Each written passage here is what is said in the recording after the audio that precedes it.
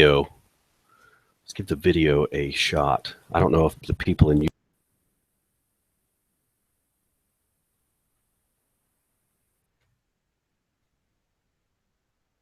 Nope.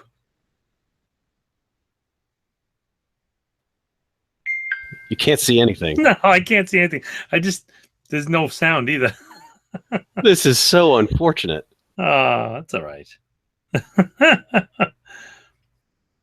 I'm hearing the whole thing. The music, the intro, everything. Nothing. Anywho. All right.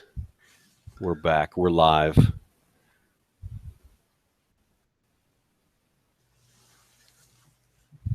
All right. Well, good evening, everyone. Welcome back to another episode of the Hazmat Guys Nation Roundtable. This is a multimedia platform to bring hazmat response information and training tips from hazmat members from around the globe. I'm Jason Rogers, and I will be acting as your host this evening of tonight's show. I am joined by Dr. Bobby Salveson, who is calling us from the crapper someplace in Queens. I don't know where this is. I don't know where I am. They stuck me in a closet. I'm shocked. I'm so disappointed we can't get the intro going. If there was dead space for the first 30 seconds, that's why. So, I have to be in my home command post to pull that off. I don't know what it is. And I have it, when I do that intro, it's got to be, I don't know, there's got to be a better way. Actually, I think I might have found it with what I was showing you last night. But unfortunately, I am not in the command post. But I have some pretty cool tricks up my sleeve that we were playing around with last night. That'll be coming out. Yes, I can't wait to see that. my command post is being ordered and built as we speak. It's going to be an entire layer for internet debauchery, I'm guessing. So podcasting extraordinaire. Very nice. I love that. So, hey, I've got an interesting news story here. All right. To discuss. And I'm just going to jump right in it from Hazmat Nation today. Decatur, Nebraska. A farmer was killed Monday night after he went to investigate the source of an anhydrous ammonia leak he was north of, and I'm going to slaughter this, but I think it's Tacoma. Sure. Nebraska. It is now. It is now. The man lived about a quarter mile from where the leak had originated. He went to investigate the smell and was overcome by the vapors. The leak occurred in an above-ground portion of an 8-inch underground pipeline sometime before 9:30 p.m. Monday. It led to the closure of a stretch of U.S. Highway 75 in both directions. Because anhydrous ammonia continued to leak, the highway will remain closed until Wednesday, which is tomorrow. So this is still an ongoing situation. About 40 people in 23 different homes within a 2-mile radius of the leak were evacuated Monday night. Air quality is improving, but not enough to allow the residents to return home. Officials still haven't determined the cause of the leak. The pipeline valves have been shut off in the area, and the remaining anhydrous ammonia that is under pressure in the pipeline is allowed to be slowly bled out. The section of pipeline that failed will be removed and analyzed to determine what caused the leak. Operation of the pipeline will remain suspended until repairs can be made.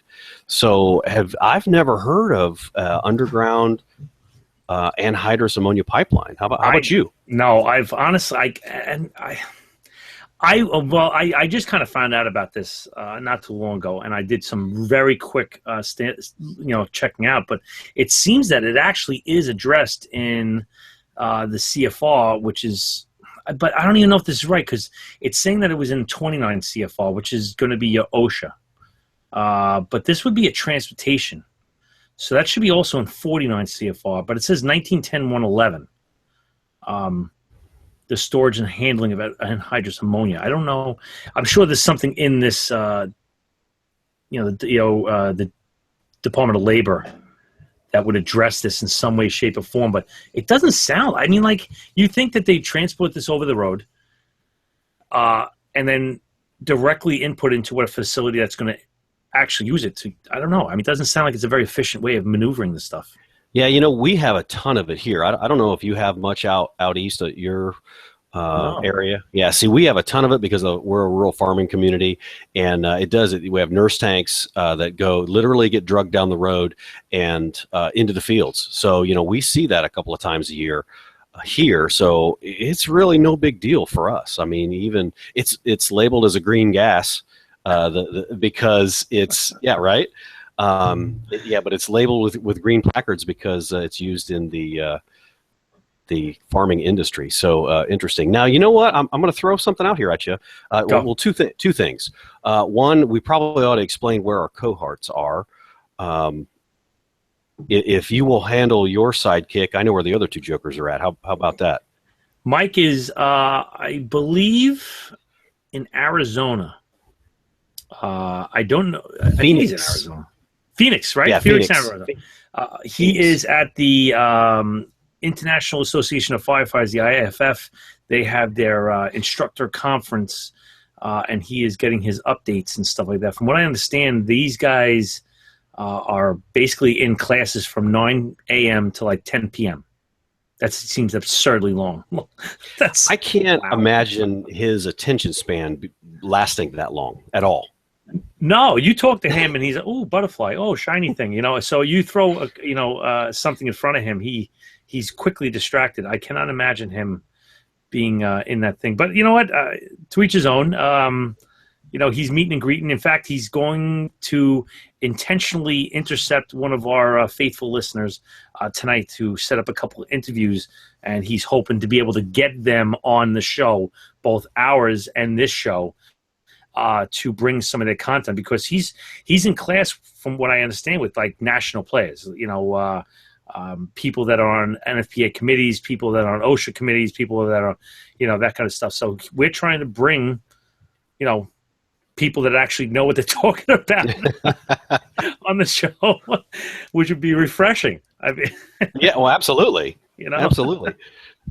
Well, that's good. So we'll hold our breath. Hopefully it will show up. He said he may be here 9:30 or so, our time. So the other thing I want to say, you were really, really on top of the law with the CFR stuff. And, let me tell you something. I recently listened to somebody else that was on top of that. Where was that at? I can't remember. There was a podcast that talked about laws and stuff, right? Yes. Yeah. Yes, so, I'm a doctor of law. Is that possible? I don't know. I'm a doctor, Esquire. Sure. You're gonna have guys. You're gonna have guys calling the firehouse wanting divorce advice from you. Yeah. No, but you know what? One of the most common things I gotta say, it has been one of the more popular. And when I said to Mike, I said, "Listen, we're gonna do a whole law series," and he's like, "Oh, I'm going to eat a gun. This is going to be it's going to be great. Everybody's going to love it." I said, "Listen, if we can make Hazmat a little bit funny, we could turn law funny. There's nothing we can't." So I sat down in a class, and then that was one of the biggest things that was asked to me on the podcast was where is this class? The class is called Hazardous Materials Site Operations, which is given at the National Fire Academy in Emmitsburg, Maryland. It is a 2-week class at the academy, and it is insanely basic, like awareness operations level. You do not need to know chemistry, though chemistry is the prerequisite, I believe. But they basically say, hey, listen, you're in charge of a scene, you best know how to handle it. And those things that we do on the street, this is why we do it. And it's all because of 49, 29, 472, 473. I went down this rabbit hole and I didn't even know what I didn't know. I didn't even know the questions to ask because I was so out. SARA Title III and HAZWOPER and all these things that they, the guy up in front of the room is like, yeah, we're going to talk about law. Click, click, click, click, click. Well, we actually went into that, and it was eye-opening. So I highly recommend people going to that class, or at least reading their manuals, which are found online. They're very good. One of the things as an administrator, we deal with, build the spiller laws. And I know John Catino, who's part of my team and was out in Baltimore with us. that's kind of his forte. He does the billing, he does the cleanup mitigation, works with the contractors and that sort of thing. So do you guys have to do that at all? I know that usually there's somebody dedicated in the team that maybe does that, or through emergency management that takes care of that. Do you guys bill? Do you have to collect and all that sort of stuff? You know what, we do. All right, so in my point, the guy that runs the resource or the research or whatever you call that guy, he not only does all the lookups, but he's the guy that kind of does all the recording for the whole run. So when we're done, we fill out a form called a CD15H, which it's just an FDNY term. But that gets entered into the NIFERS, which is the New York State, whatever the hell, New York State Fire Investigation Report. That's the state form. So the officer basically cuts and pastes. The CD15H is basically the work form, and then he enters it into the New York State form. And that's how we bill, is off of our work form. So that goes to some other guy downtown, and he goes and attacks whoever it is. That's his job, you know. So he's filling out the OU812, and you have no idea where it goes. Don't know. And next thing you know, the mayor's sending him a bill. That's the way it works. Well, you know, that's the thing. Is like some guys, and I'm not saying it, they might allegedly, you know, if it's a working guy and he's down on his luck and he's got one van, they might fill in the wrong VIN number or the wrong license plate, so it's not billable. But you know, you got to think about that. Yeah, you do, and that brings into the whole administration of the whole thing is can be difficult, and we'll do write-offs and those types of things too. So it's right. But it is part of the law, and that's something that you ought to at least know if you are not. You know, there's a lot of places can bill for fire runs. Certainly bill for EMS runs, but you know, hazmat is there's a whole nother set of laws out there, especially when you're dealing with DOT. That, you know, the cleanup is expensive, and you can get, you know, the equipment is crazy expensive. So if you're not doing that, man, reach out and we can help you, at least get you pointed in the right direction to find the laws and stuff. And if you're, you know, having trouble sleeping at night, download the latest law podcast and listen to Dr. Salveson drone on. Mike is hilarious, but Esquire, yes, yeah. So. It's, you know, and we have another bunch of them coming out. In fact, we got some pretty good interviews coming up. I don't know if I should leak. You know what? I'm going to leak it. We are in the process of. I'm going to interrupt. You heard it here first. Yeah. Breaking news. We have Dr. Dennis O'Neill is going to be coming on our podcast. And for those of you that do not know who Dr. Dennis O'Neill, he is the United States Fire Administration Director. He's the guy that's like cabinet level President Obama stuff. And I ran into him, and I asked him to come on a podcast, and he's like, hell yeah, man, I'm in. And so it's going to be really cool to talk to this guy. Listen, you brought up the whole politics thing. I'm gonna make a huge complaint. You know, while you've got him there, yes, if there's two things that he could have the federal government fix, I would greatly appreciate this. Okay, go with it. You ready for this? Yes. All right. First of all, ringback tones. That's what's wrong with America. I don't want to listen to your favorite music because I don't care. Good okay, point. That's one. Two, group text. Get me off of the group text. Do guys beat you up with this? Yeah, I'm in a lot of them, and I just basically turned my phone off. I can't take it no more. All right, that's where I'm at. So listen, you've got this cabinet level guy coming. He's in the podcast. He's in the hot seat. You work that out for me, and I'm buying you a steak. Right? I will work that out. I'll buy you a half a beef. Oh, that's nice. All right, I'll work on that. I will take care of that for you. Okay. All right, you're gonna fix what's wrong with America. I love it. So what's going on with you? What are you out there doing? Well, we were just chatting before about the new thing that's on Hazmat Nation, about the drill topics, which I am tech talk. Yeah, I'm very interested in that. Me and Mike were doing a bunch of these things. We were calling it the Hazmat Nugget. We were experimenting with it. It was in the middle of the shows. A bunch of episodes had it, but we were trying to give like a 3-minute drill technique or a topic for you to bring back to your fire department. and you guys are running with this, and we just kind of let it go. But it's working out much better in the visual than it was in just the audio, because it was very hard for us to do. So I think it's much better. And if you guys have anything to throw out there, by all means, drop it to them, Jason or Phil, to put up. Let everybody in on it. It's a community. We got to build it. Yeah, absolutely. We did it last week. We had a week-long thing going on with Hazmat recertification, and we did a couple of the nugget drills. It was good. Well received, kept everybody entertained for a few things. One of the things that we did, and I know Kosh has done this with his guys down in Florida. I passed over that.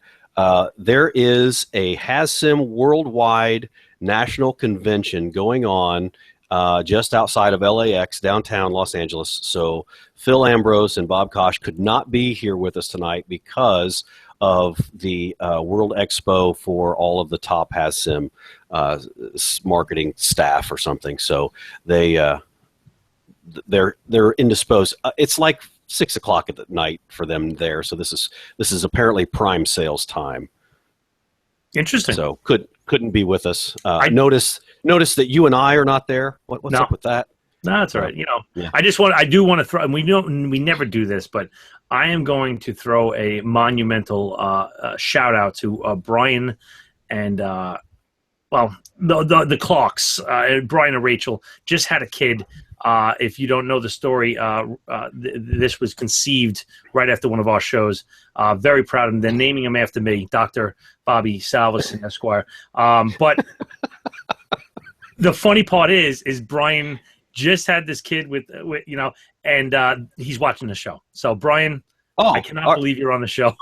Wait! You're not going to believe this. Rachel's texting me. And yeah, I'm getting text. Are you getting text from him? This is great. I have it. I have my notes. I have my notes right here, and I've got it down. Kendall Ann Clark was born about 4 p.m. 7 pounds 7 ounces to Rachel and Brian Clark, who are from my department. So yes, unbelievable. And these guys have been. Why Bobby is not her middle name? I don't know. It should be. Everybody should be. Everybody should be. Why not? I can promise and guarantee you that will be this child's nickname. I'm just saying. Yeah. So that'd be great. Oh man. Okay, so back to the drill thing. We did a couple of cool ones. One was, and it's featured in Tech Talk. I wrote a short article on Hazmat Nation about this drill that we did. We bought some new headsets, and communication is always what fails when you drill, when you have disaster drills. It's always some sort of issue with how communication got dropped or somebody made an error. So I thought, man, we really want to try to turn up the heat in our communication drills. So how can I do that?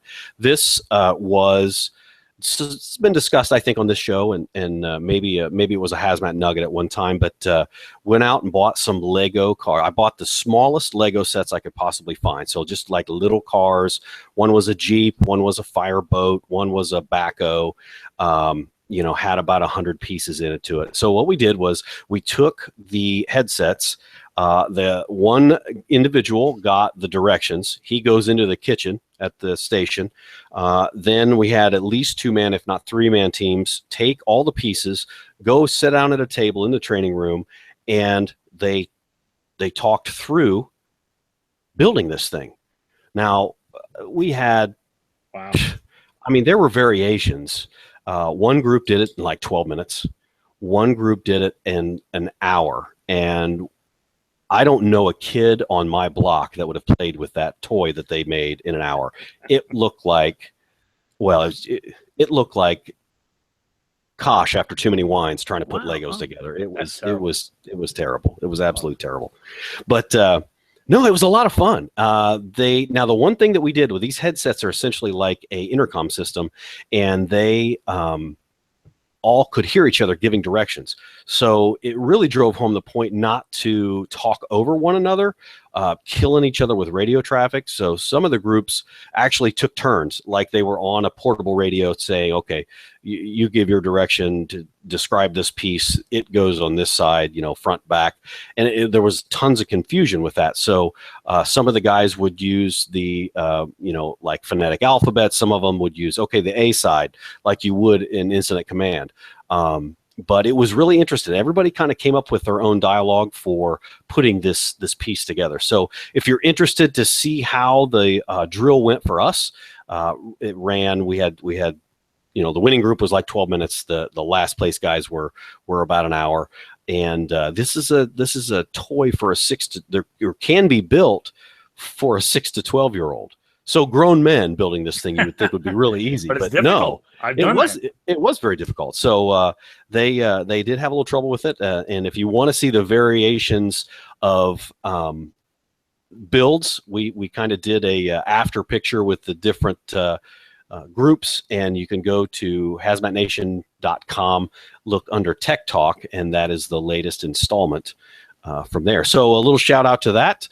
If you have training ideas or those types of things that we can either throw in as a Hazmat nugget or in the podcast and get a shout out, or we will certainly model our article around you for Hazmat Nation. You can share it with all your Facebook friends and on Twitter and Google Plus and all the other cool places that we have. But you can certainly email me at jason@hazmatnation.com with your ideas. And seriously, we did a ton of stuff. Nothing is too stupid to try. You know what? I got two for you. Then I'll just throw them out on the table for you. You can run with these things. I'll use your lingo. Go with the urgent. Go with the urgent. You can play this two different ways. You can play it with information or tools. You can either do it as a scavenger hunt or a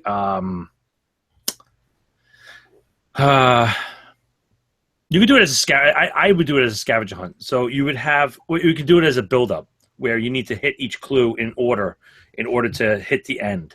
So you could give a list of different items. Say, tell me how many screws are in compartment 16. And you're going to get totally different numbers. But based upon that number plus some other number will tell them how to get to the next one. So if they screw up that first one, the whole thing falls apart. So maybe not screws, because that's ridiculous. But how many haligans do you have in compartment 6? And it's like, 2. Well, you take whatever that answer is, those haligans, and you times it by 6. Go to that question. And so now, you see how it's like a Nancy Drew or a Hardy Boys book where you had to flip to the right page. You can make these things incredibly complex or just simple, where you just say, hey, guys, go and find the chemical physical properties of anhydrous ammonia from the Sachs manual. And in there, you stick a napkin that says, go to compartment 12 and pull out the halogen and hit somebody over the head with it. Something like that. That's fun, topical, But that works pretty good because now they have to jump around the rig knowing where this stuff is. So you can do it timed to start really putting some pressure on the guys. So you say, well, Joe did it in 16 minutes from start to finish, and Frank did it in 28 minutes. And so you can start building different scenarios that work out differently. And that's a lot of fun, That brings a great point. We really turned a lot of our training this past week into competition, and with a group of type A personalities, man, it totally took it to the next level as far as A, their attention span, but B, the fun that we had in trying to outdo each other.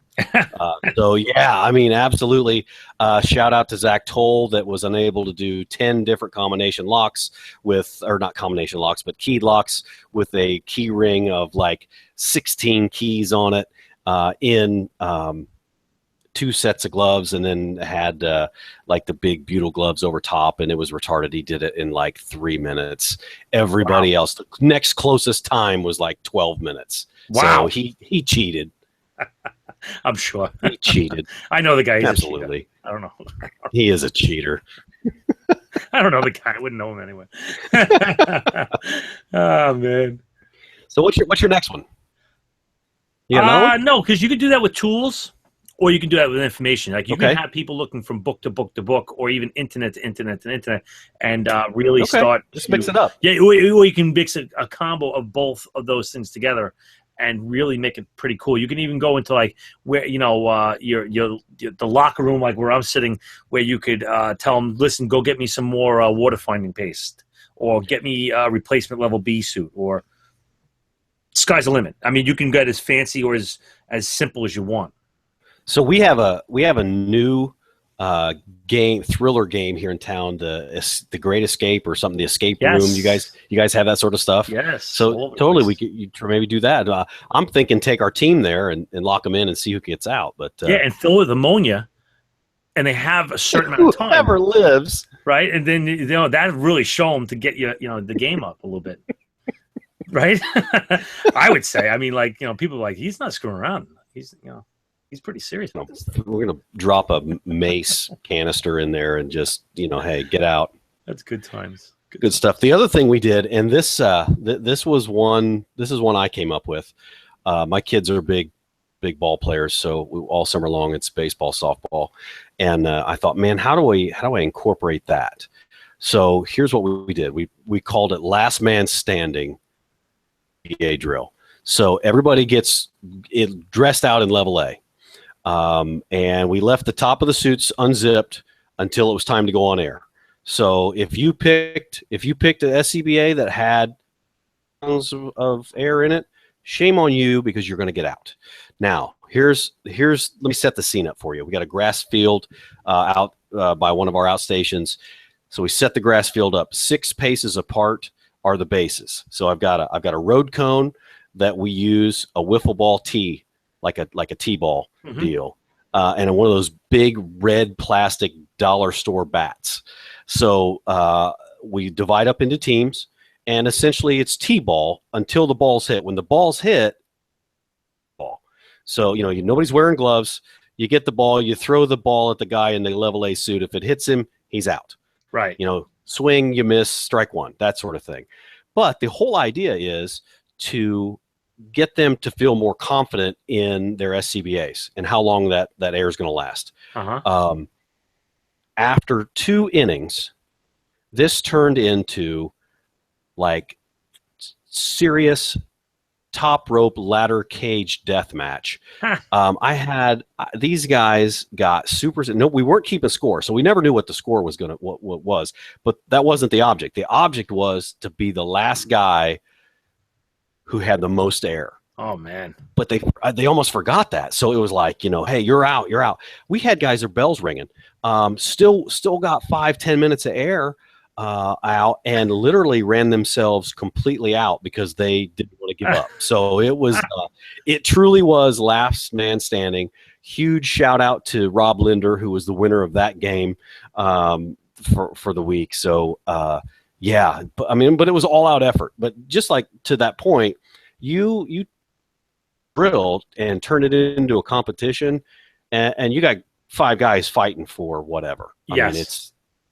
Yeah, and it adds a whole new dynamic to it. So that's the way you try to stay basic in the beginning to build the confidence, and then it gets boring, those building confidence. And I hate the guys that say, "Oh, we're going to go back to basics."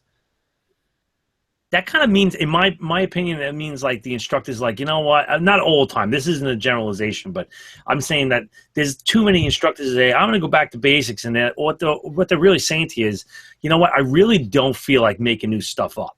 So I'm going to recycle my old crap, and you're going to re-eat it, and it's, you know what? Maybe you give a level above a guy, and where a guy goes, I have no idea what that guy's talking about. I'm ashamed. I have to look this up. And don't go to basics. Go out of the basics. Go to those intermediates and even advanced stuff, and make those guys that are basic and intermediate strive for something that's better. I don't know. Push it. I mean, that's. Well, yeah, no.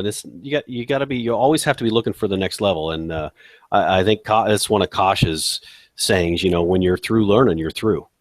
Oh, definitely. And that is so true. So, yeah, I remember a guy in one of my first firehouses. He was, we had a little critique after a fire, and he's like, "What'd you learn?" He goes, "Nothing. What? It was a simple fire." And basically, they just the company berated him until he was ready to leave the company. Like it happened over months. Like this guy thought he was that good, and like it was like, "Oh, you're too good for this," So somebody was berated in the firehouse. Yeah, it was very uncalled for, and not typical. Not typical. No, not at all. Why do I envision you and Monaco in like a me? Yeah, and some of the other guys that I met that you work with, in like a sensitivity training class. No, mandatory, no. but yes. No, I'm not that guy. Very nice. Yeah, whatever. So, all right. Well, so take your training to the next level. Push it. Come up with stuff. And seriously, we were just looking to try to do something just a little bit different. So yeah, I love it. I think it's great. Well, let's wrap this up. I think we're good. Are you going to be any place soon, or are you just back to work for a while? No, tonight is my first tour back at work. I'm very excited after being off almost 3 months. Only because that's not a normal vacation for us, because I went to the National Fire Academy and pushed back my vacation, a couple of things. So I just got back, but I think the first one we go to speak at is the New York State Hazmat Convention up in Montauk Falls, New York. And then we go on the circuit, I guess, again, because we're going around to Baltimore. We are going back to Massachusetts. That is later in the year, but there's a whole bunch of stuff. I think we're doing FDIC again, or maybe doing I don't know. I'm doing a bunch of stuff. I don't know where the hell I am. I don't know where I am right now. I'm going wherever you go. That's just, we're just going to follow you around. We're going to sell your podcast T-shirts, as I have on tonight. Brian Clark delivered his daughter. Yeah, with the shirt on. With the shirt on. I saw it on his Facebook page. So. Yeah, the kid had one on too. That was pretty cool. Like a onesie, like a Hazmat Guys podcast onesie.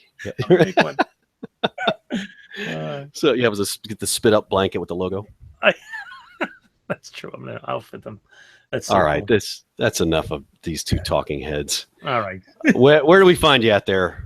My name is Bobby Salveson. You can find me on the Hazmat Guys podcast, along with my cohort Mike Monaco. We have a podcast that breaks these terribly complex things down to what a fifth grade can understand.